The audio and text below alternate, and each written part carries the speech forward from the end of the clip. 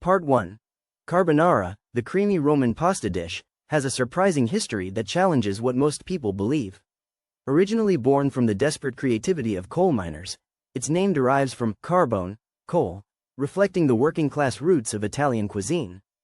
In Italy, carbonara is a beloved national dish. It's made with just a few ingredients: eggs, Parmesan cheese, guanciale or pancetta, and black pepper.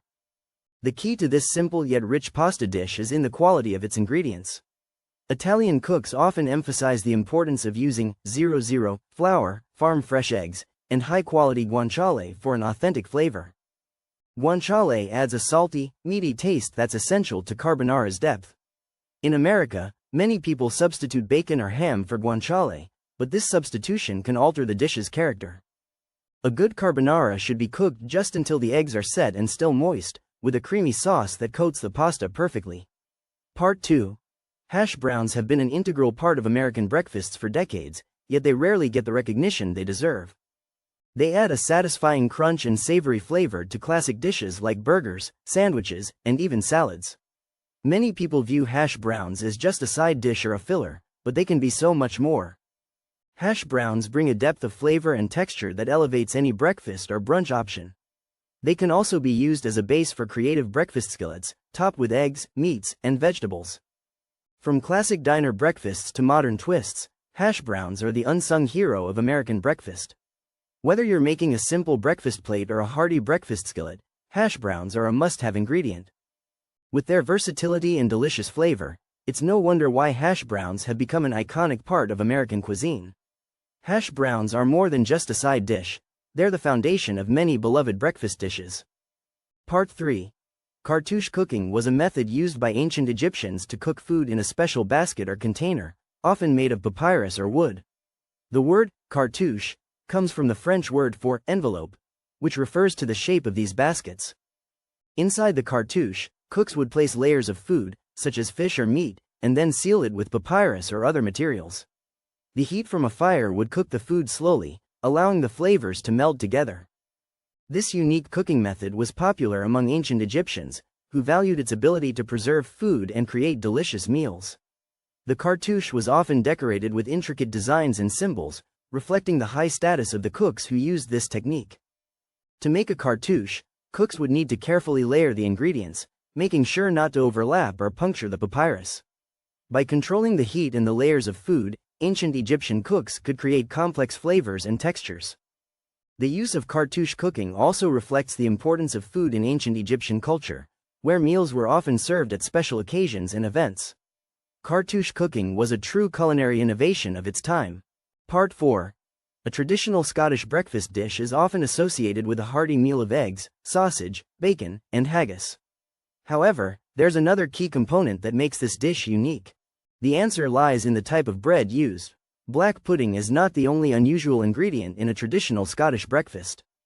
In fact, it's not even the most surprising one. Tatty scones are a staple of Scottish cuisine and can be found on many breakfast plates. They're essentially thick, round slices of potato cake. The combination of these ingredients creates a dish that's both familiar and full of surprises. This traditional Scottish breakfast dish is more than just a meal, it's an experience. The flavors and textures come together to create a truly unique culinary experience. Part 5. Bed and breakfasts have been a staple of American hospitality since colonial times, but their origins are often misunderstood. Originally, these establishments were not designed for leisure travel but rather as places to rest while traveling for business or trade. The first bed and breakfast was opened by William Cobbett in 1800 in New York City. He charged guests $2 per night and provided meals.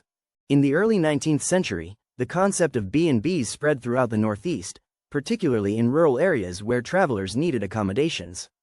These establishments were often run by families who offered food, lodging, and local knowledge to travelers.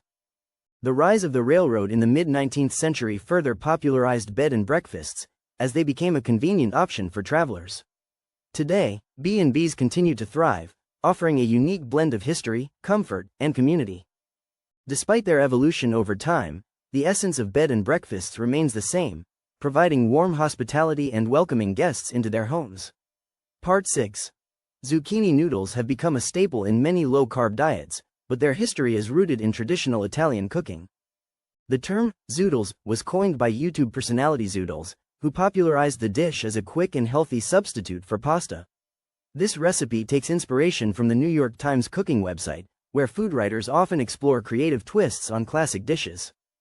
To make this zucchini noodle soup, start by sautéing onions and garlic in olive oil until softened. Add diced zucchinis, chicken broth, and a pinch of salt, then let simmer until the vegetables are tender. Use an immersion blender to puree some or all of the soup, depending on your preference for texture. You can also add protein sources like cooked chicken or beans for added nutrition. This soup is not only delicious but also packed with vitamins and minerals from the zucchinis. To give it a pop of color, top with chopped fresh herbs like parsley or basil.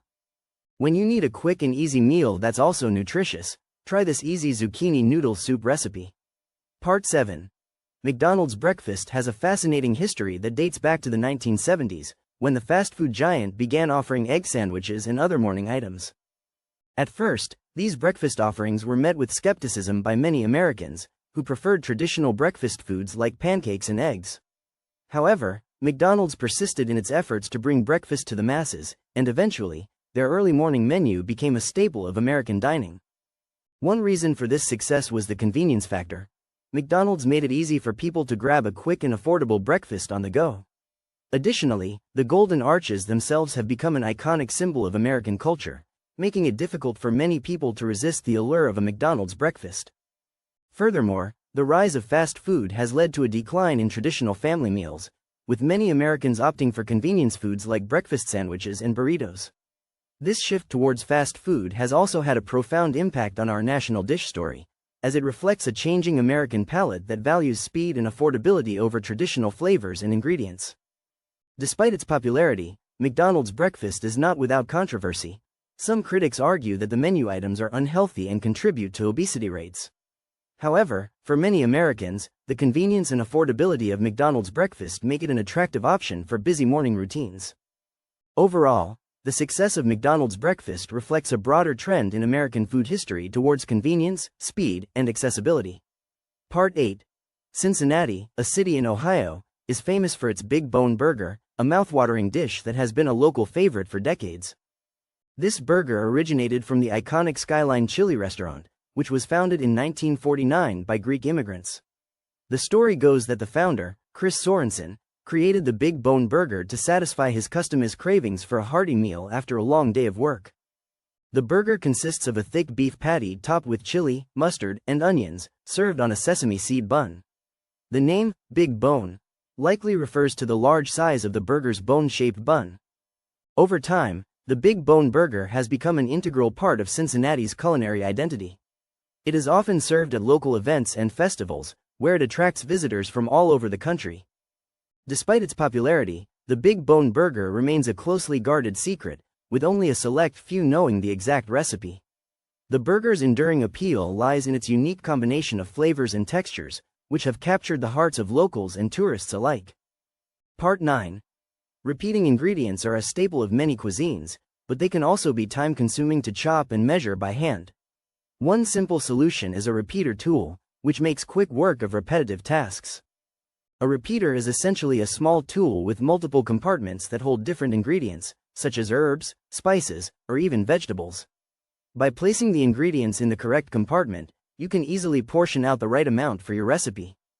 This saves time and reduces waste, making it a great addition to any kitchen. Repeater tools come in various shapes and sizes, but they all serve the same purpose. Choose one that fits your needs and cooking style. Some repeaters even have adjustable compartments, allowing you to customize the size of each portion. With a repeater tool, you can focus on other tasks while your ingredients are ready to go. This makes it perfect for meal prep or large batches of food. Repeating ingredients can also be time-consuming to store in a pantry or fridge, but with a repeater tool, you can keep them organized and within reach. By investing in a repeater tool, you'll make cooking easier and more efficient. Repeater tools are a game-changer for any home cook or professional chef. They're easy to clean and maintain, too, making them a great addition to your kitchen arsenal. Part 10. Paella, the iconic Spanish dish from Valencia, has a rich history that spans centuries. Originating as a peasant food made with leftover rice and vegetables, it evolved into a symbol of regional pride. The name, paella, comes from the Latin word, patella, meaning frying pan, which was used to cook this hearty meal. Paella's story is deeply intertwined with the history of the Spanish Empire, as it reflects the cultural exchange between different regions and cultures. The dish was originally cooked over an open flame, using a variety of ingredients such as seafood, meat, and vegetables. Over time, various regional variations emerged, each with its unique flavor profile and cooking techniques. One of the key elements that makes paella special is its rice, which is saffron infused to give it a distinctive yellow color and aroma. The combination of saffron, seafood, and smoky flavors creates a truly unforgettable culinary experience. Paella's cultural significance extends beyond its taste, as it has played a significant role in Spanish history and identity. It was often served at special occasions such as festivals and weddings, symbolizing unity and community.